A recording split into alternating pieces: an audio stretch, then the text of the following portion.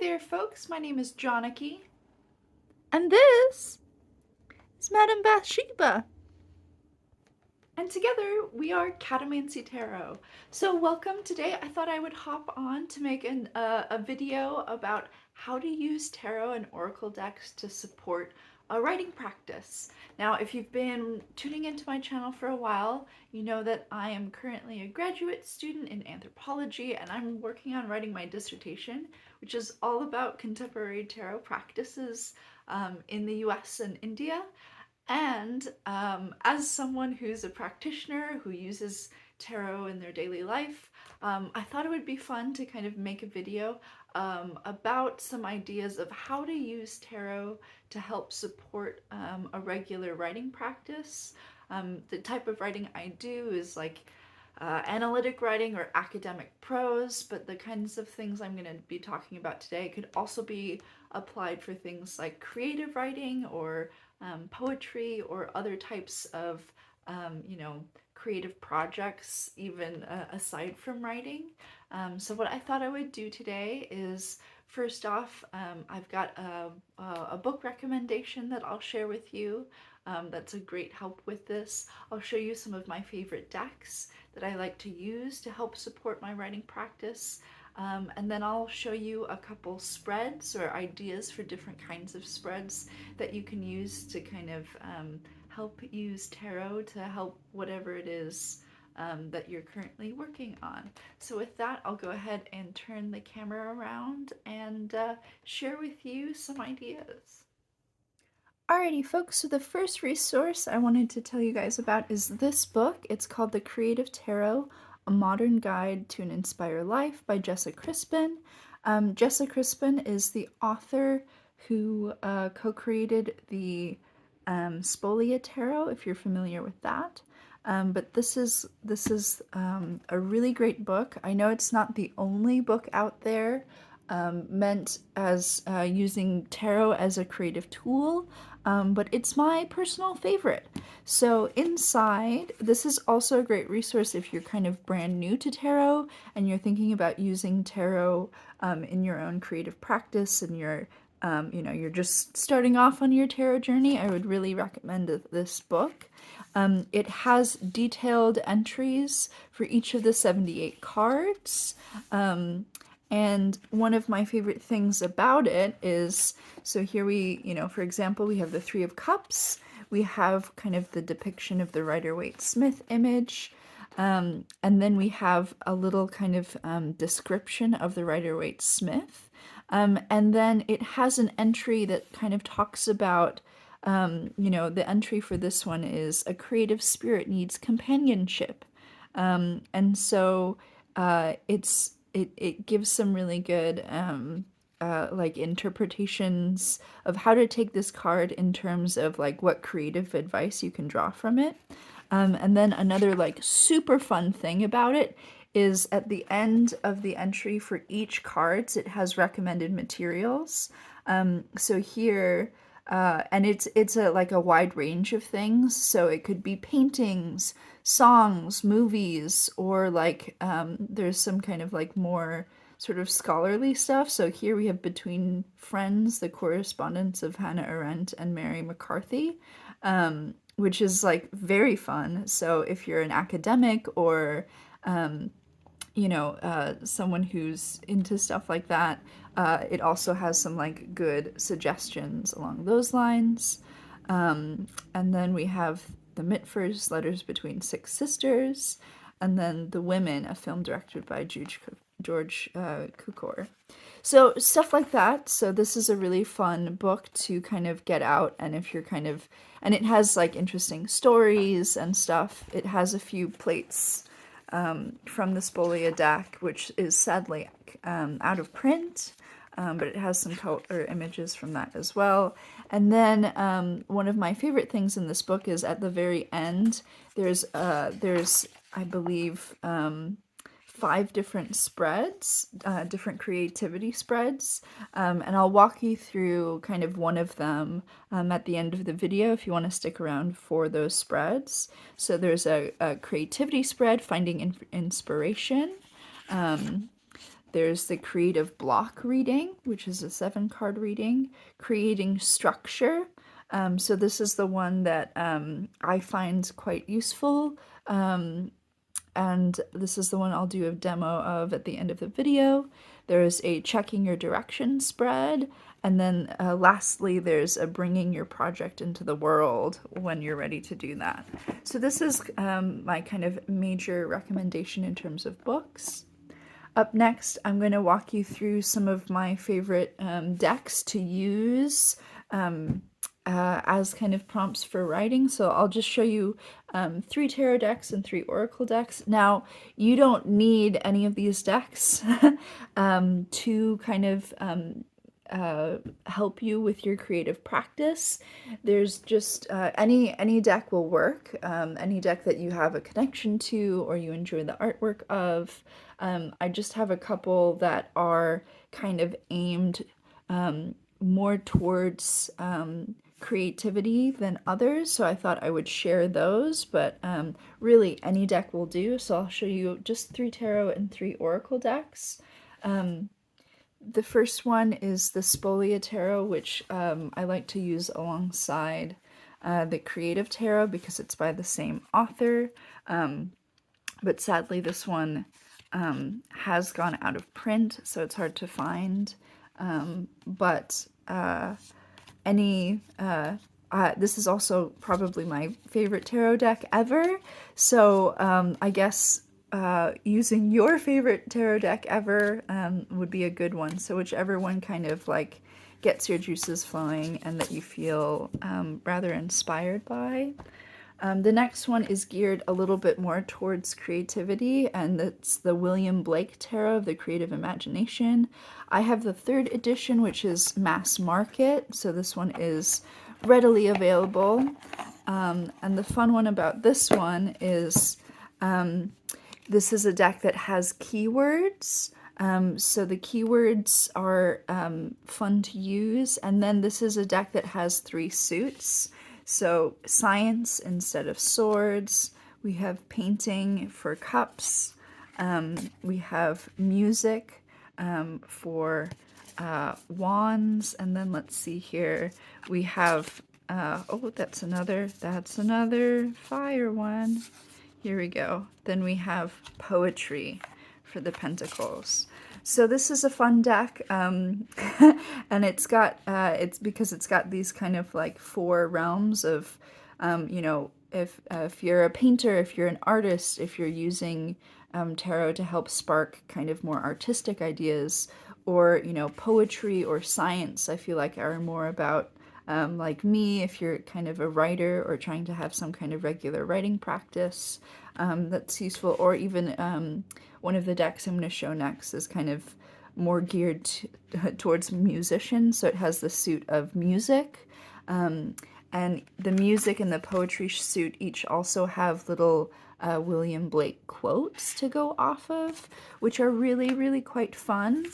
For the most part, this deck also has renamed some of the major arcana. So if you're brand new to tarot, this deck might be a little bit intimidating because it really plays with the standard tarot structure. So here we have assessment instead of justice. We have mystery instead of the high priestess.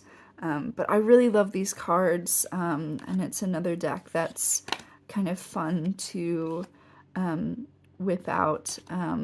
I love this little guy. Look at his little face. Super cute. Yeah, it's a fun deck to play around with, and you get the keywords, which are really fun, and often kind of words that are geared towards creativity. So, you know, we have harmony and musing and pleasure, which are all kind of fun words to kind of think with. Here we have imagination instead of the hermit, which I think is really quite wonderful. I love the panoply of strange critters for discontent. So anyways, that's another really fun one to play around with for creative projects. And now I'm going to start showing you some of my oracle decks. and a tarot I like to use along with this one. This is a deck I got off of Etsy. If I remember, I'll go ahead and put a link in the description. If I've forgotten, please remind me. This is a deck called the Sound and the Vision Oracle. So it's a little oracle deck. Here are the backs. And it's kind of a deck that's inspired, I think it's Bowie inspired. So it's a deck full of just questions. Are the similarities clear? Is narrow vision capable of completeness? Must the journey be distant?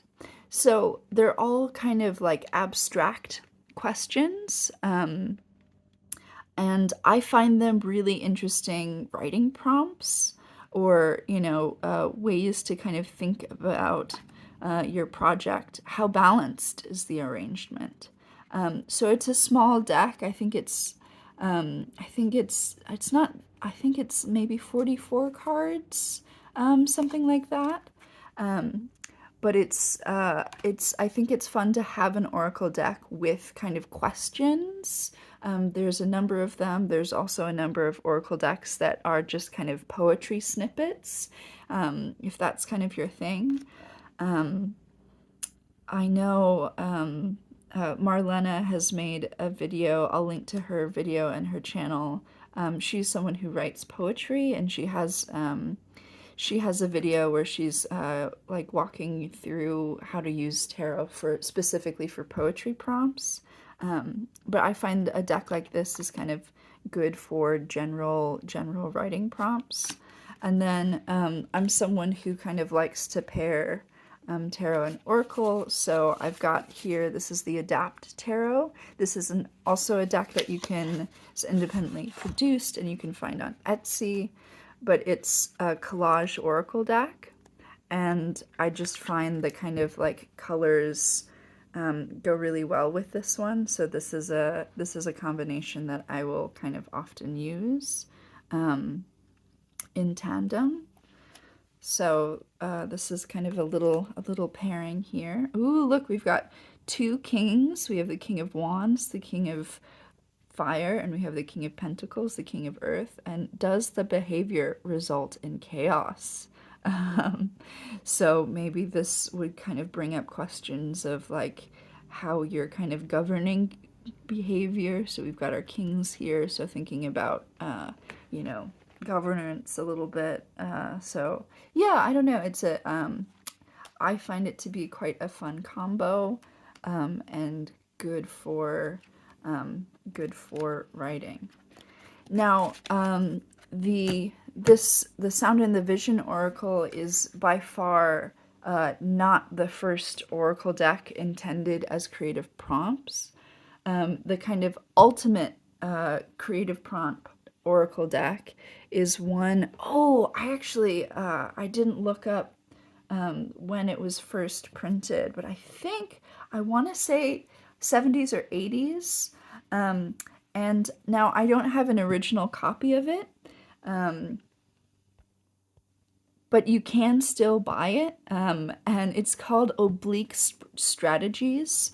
It's a deck of kind of over 100 cards. The reason I don't have an original copy is when I was interested in getting it, there was it was originally made by Brian Eno, and it has like a Wikipedia page, and you can look up all of the bands over time who have used oblique strategies in their recording sessions.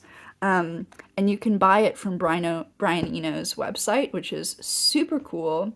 But when I was looking into getting it, there was the like shipping snafu from the UK, and it's just a deck of like blank cards with kind of questions or prompts on them. And I think with like tariffs and shipping and everything, it was like I think it was almost like $80 or something.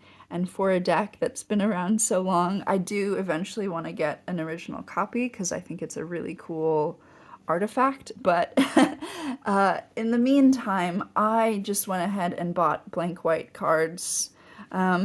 And you can find all of the prompts online because this deck has been around again for quite some time.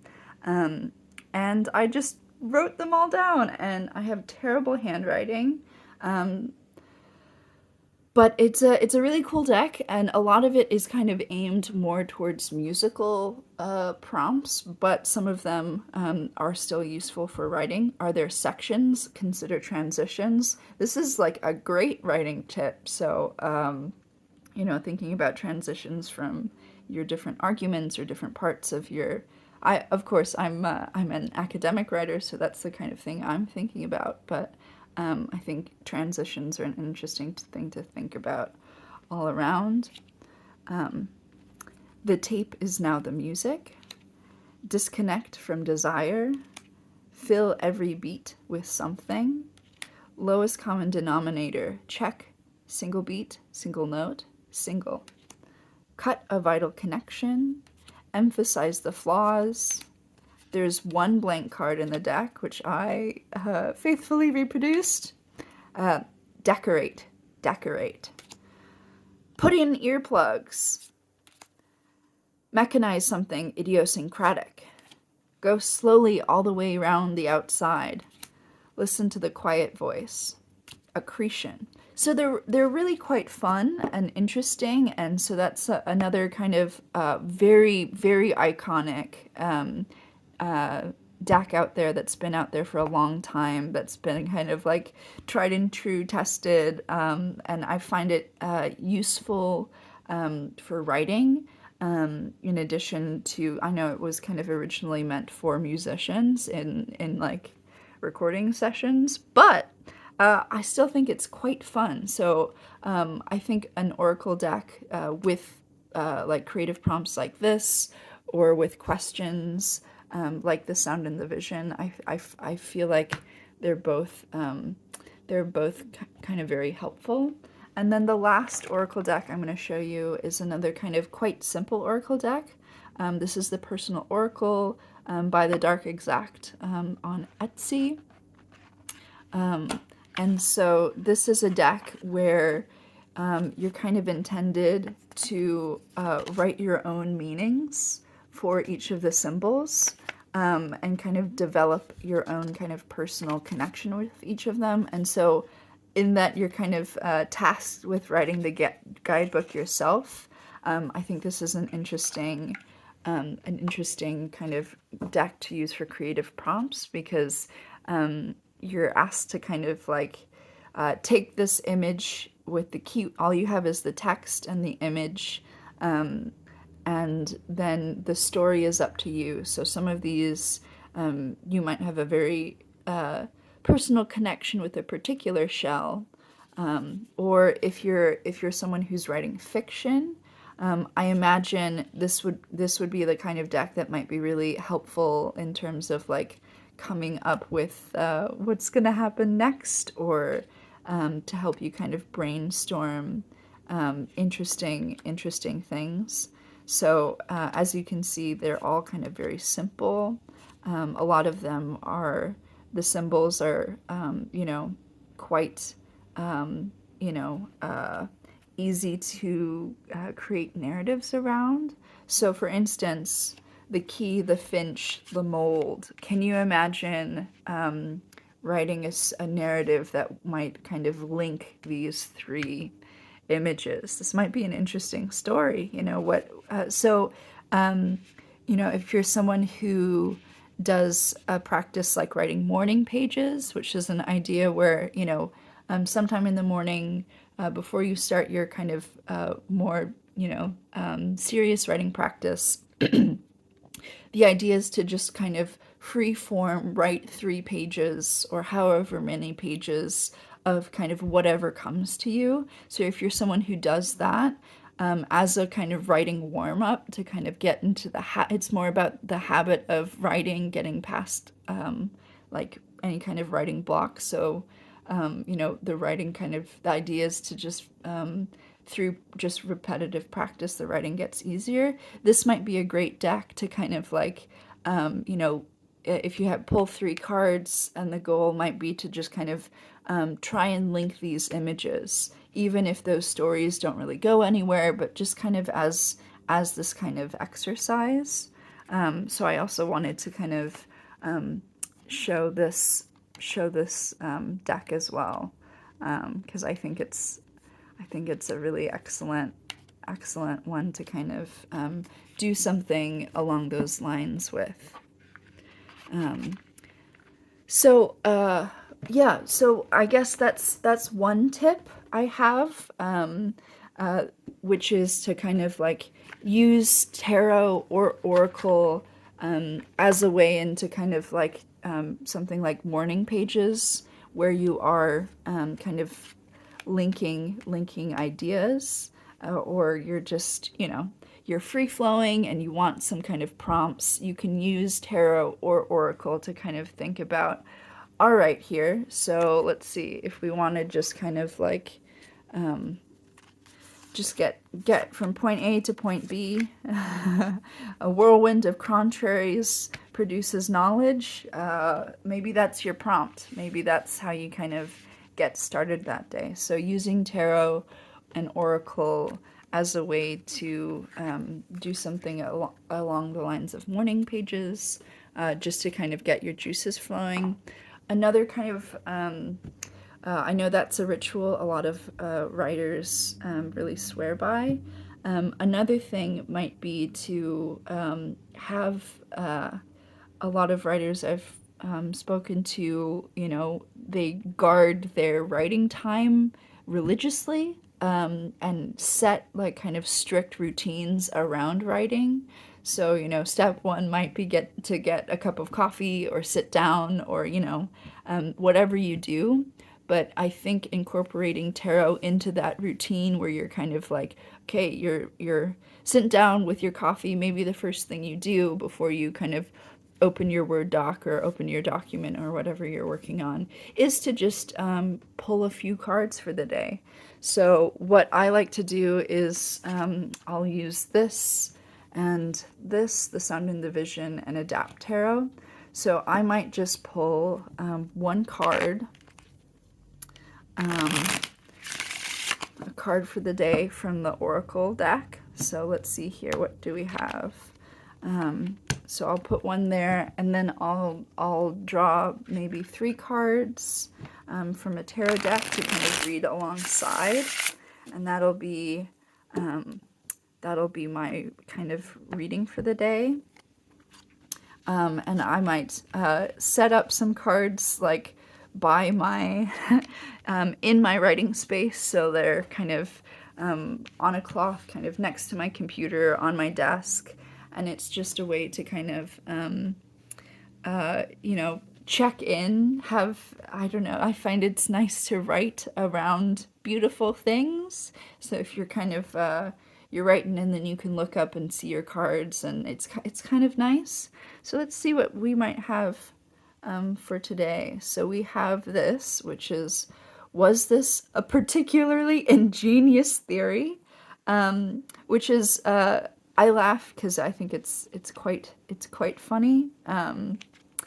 As an anthropologist, I often have to kind of incorporate theory into my ethnographic materials, and sometimes you get in the practice of kind of citing things through habit, and not always because it's particularly meaningful. So kind of questioning your use of citations, or whether or not you really need to bring in that particular theory at that particular moment. And then depending what it is that I'm writing that day, I would kind of interpret the cards accordingly. So we have the Knight of Cups. So the Knight of Cups is someone who I feel like is on this kind of more intuitive quest. So I often see the knights as these figures who kind of go out and quest into the world. So they're being led, they're being driven by something, and I think the Knight of Cups is often driven by this kind of sense of romance, or this sense of intuition, or they're going out to find something that feels right. It's the Suit of Cups, right?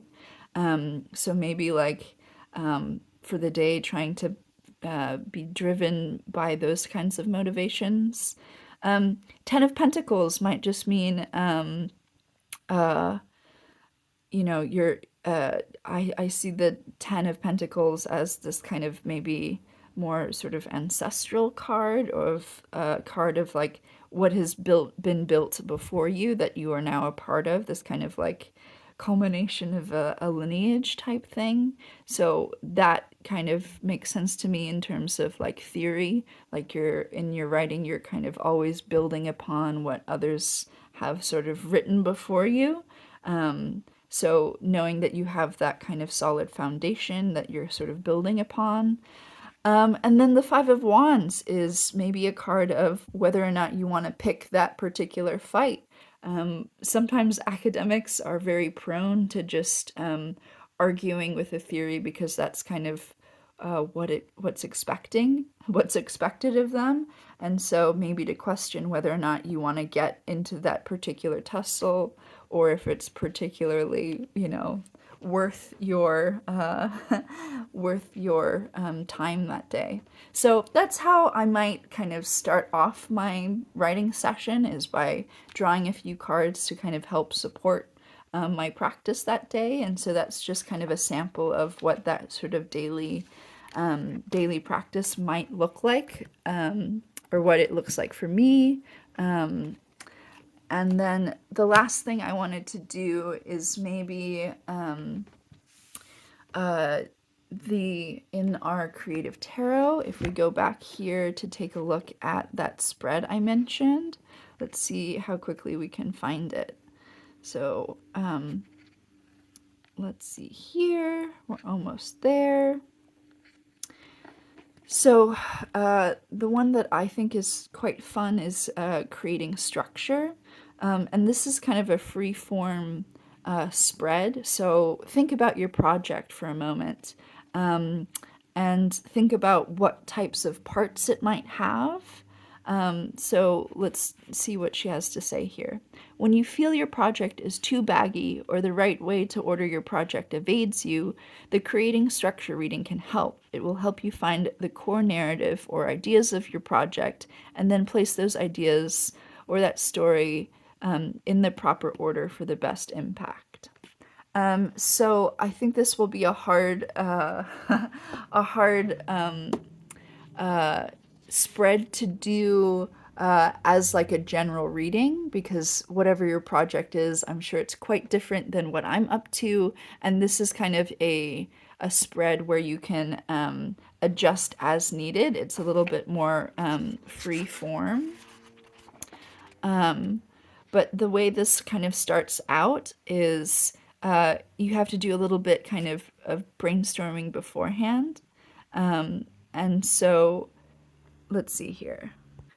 So this spread kind of invites you to look at the project you're creating or wish to create and break it into sections. If it's a book, it might make sense to break it into chapters. If it's a collection of artwork, each individual piece can serve as a section, or you can pick the major parts, like the major points of the narrative arc, or 4 groupings of material. However you want to work is fine.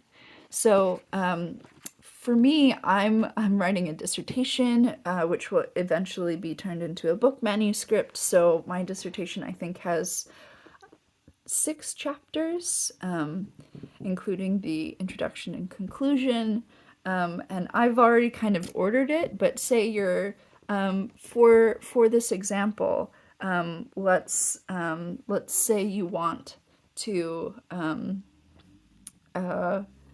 let's just, for the sake of an example, say you have 4 chapters, and you're not quite sure how to order them, or how they might be conversing with each other, or it can be any kind of series of projects, or the way you're sort of stringing things together. And so you might kind of take a moment to write up what each of those parts are, that you would like clarity on them. And then we'll go ahead and draw a card for each. So I'm going to be using, I think it might be fun to use a number of things. So we have our 4 cards here for each of our 4 imaginary chapters. We'll just pretend for a moment. And then maybe you might like to we'll pull from this little guy, Oblique Strategies. So maybe in addition to a tarot card, we might want an oblique strategy to think through for a little kick in the butt for each of them. Might be fun, might be fun.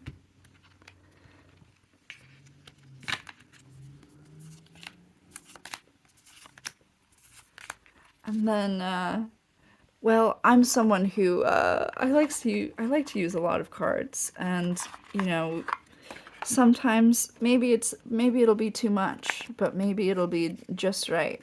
We'll throw one of each of these in there, and so you can do this for any type of project that has extended parts, and you're just interested in kind of thinking through how they all relate to each other, or maybe you're interested in putting them in some kind of like narrative arc. So let's see. So for our first piece, we have Lamentation, Courage, and the Arrow. Already here we have we have a strong kind of narrative coming through here. And so maybe this is the kind of most difficult part of the project for us. We have this figure that's kind of in the position, I don't know if they're like pushing a boulder up the hill, or they're just kind of wildly lamenting something. But we also have the heart pierced by an arrow. So we have some kind of wound, and then our advice here is just to have courage. So maybe thinking about whatever piece that you are thinking about of your project. Maybe maybe you don't lead with the most difficult part. Maybe that's something you have to build up to. Let's see what else we've got here. Next up, we have the Angel of Science, Disorienting Time, and the Dagger. Interesting. So I guess if we're thinking through how all of these parts relate, maybe this might happen. Maybe the angel comes to rescue us from our lamentation. We have the dagger also, and that's kind of science is usually the suit of swords, so I see that as kind of connected. And so maybe someone's coming, and you have this kind of I don't know, disorienting time, and the angel of science feels like there's some kind of like revelatory moment that happens, and you kind of maybe have to disassociate a little bit to kind of like put those pieces back together. And the dagger feels like I don't know, Ace of Swords a little bit. So it's kind of this like through this this angel coming and sweeping you into this disorienting moment. Maybe there's an idea to be found there, like a big idea that will help with clarity. I feel like Ace of Swords can sometimes be this moment of clarity. And then we have Boldness, Seven of Poetry. Is it finished? The Root. Ooh, I like this combination too. Yeah, so Seven of Earth is often I mean, if you're familiar with tarot, you know the Seven of Pentacles is about waiting, having to kind of wait longer than you want for things to grow. And so it feels like maybe this section isn't finished, but it's taken root, and it's growing. So maybe this is a section that is going a little bit slower, but has kind of really, really strong roots here. And I also like the keyword of boldness. So maybe that's quite interesting. Ooh, and then we have defeat. Cut a vital connection. Interesting. The anchor. So we have 10 of science. So we pulled a lot of science cards. So a lot of swords energy, which is interesting with the cutting a vital connection and an anchor. Anchor feels similar to root, and if in that like there's something quite you're rooted to the earth or you're anchored to the sea. There's something that both of these things feel like you've got a toe in, you've got a good connection there. And then we all have defeat and cut a vital connection. Maybe this can be about sometimes, especially when I don't know, I experience this a lot. Is I when I sit down to the keyboard, I can often feel defeated before I even start, especially with like a really big project with really big consequences, like, a dissertation or a book or something where there's a lot of expectations going on. It can feel, really overwhelming and you can feel defeated before you start. And I think cut a vital connection here is interesting just in terms of we have these people all wound up. So maybe we cut that connection and we're no longer wrapped up by snakes. And maybe, okay, so now we've got all of our pieces, and this spread kind of prompted us to think about how we can kind of reorder this story a little bit. So whatever these pieces might correspond to. So in the narrative, I'm kind of thinking that what we start with might be we might just start with boldness and our roots that we've started growing. And it's not finished yet because it's just the start. So this kind of might come first in the narrative. We've got some roots. We're being bold. And then maybe next up we have defeat. Sometimes defeat comes quite soon, but maybe the boldness invites us to kind of cut this kind of vital connection. But then we might have some kind of lamentation from that cut, from feeling defeated, from this kind of maybe cutting the connection is the sort of the piercing arrow here. So maybe that comes kind of next in our narrative, but we must have courage.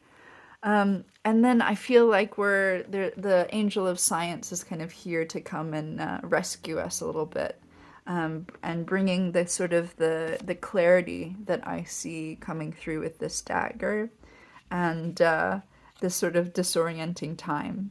I don't know. So that's kind of an exercise. I know this probably didn't make a ton of sense because it's kind of like a collective example reading.